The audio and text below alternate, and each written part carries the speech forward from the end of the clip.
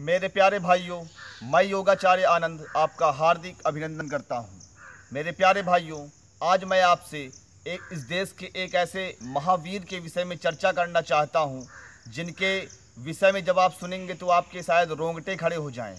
मेरे प्यारे भाइयों, आज मैं आपको जगत प्रसिद्ध शिवाजी के पुत्र संभाजी महाराज के विषय में बताना चाहता हूं। शिवाजी को तो सब जानते हैं, लेकिन संभाजी महाराज के विषय में जानकारी बहुत कम लोगों को है। मेरे प्यारे भाइयों, शिवाजी महाराज जैसे वीर थे, उनसे भी मैं कहूँगा कि कहीं ना कहीं ज़्यादा वीर संभाजी महाराज थे। कैसे, मैं आपको बताता हूँ। मेरे प्यारे भाइयों, भारतीय इतिहास में संभाजी ही एक ऐसे शासक हुए हैं जिन्होंने कभी जीवन में कोई युद्ध नहीं हारा, लेकिन एक बार धोखे से औरंगजेब ने संभाजी महाराज को बंदी बना लिया। उसके बाद संभाजी महाराज को वह कारागार में ले गया और कारागार में ले जाकर बंद कर दिया। मेरे प्यारे भाइयों, उसके बाद औरंगजेब ने संभाजी के पास एक प्रस्ताव रखा कि संभाजी, अगर आप माने इस्लाम कबूल कर लोगे, मेरी दास्ता आप स्वीकार कर लोगे, तो मैं आपको राजपाट और सारी चीज़ें वापस कर दूंगा। बस आपका नाम रहेगा कि आप औरंगजेब की गुलाम हो, बाकी आप अपने एरिया में शासन करना। लेकिन संभाजी महाराज ने मना कर दिया।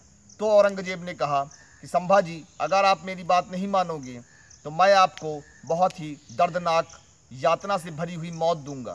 तो भी संभाजी महाराज ने कहा कि मुझे स्वीकार है, लेकिन मैं झुकूंगा नहीं, यह मेरे राजपूताना धर्म के खिलाफ है।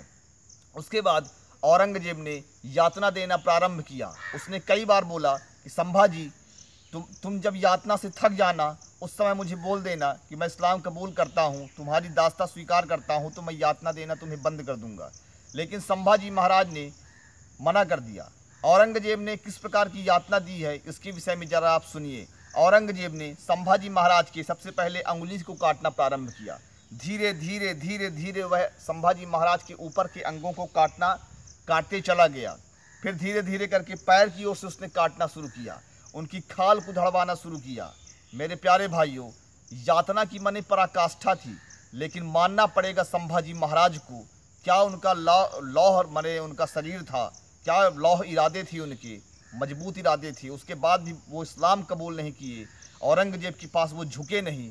अद्भुत है, ऐसा महापुरुष, ऐसे वीर पुरुष को भारत में लोगों को जानना चाहिए। हम शिवाजी महाराज के विषय में जितना जानते हैं, उतना हम संभाजी महाराज के विषय में नहीं जानते हैं कि किस प्रकार से उन्होंने औरंगजेब द्वारा दिए गए यातनाओं को सहा, लेकिन अपने स्वाभिमान को नहीं खोया।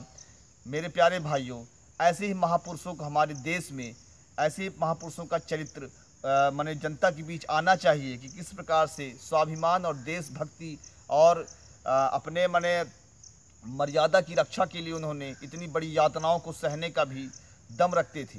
मेरे प्यारे भाइयों, मैं योगाचार्य आनंद संभाजी महाराज को आपसे बताना इसलिए चाहता था ताकि आप इन महापुरुष के विषय में जानें और इनके सम्मान को कहीं ना कहीं राष्ट्र में प्रतिष्ठा मिले। मेरे प्यारे भाइयों, इसी के साथ योगाचार्य आनंद को दीजिए इजाज़त। जय हिंद, जय भारत।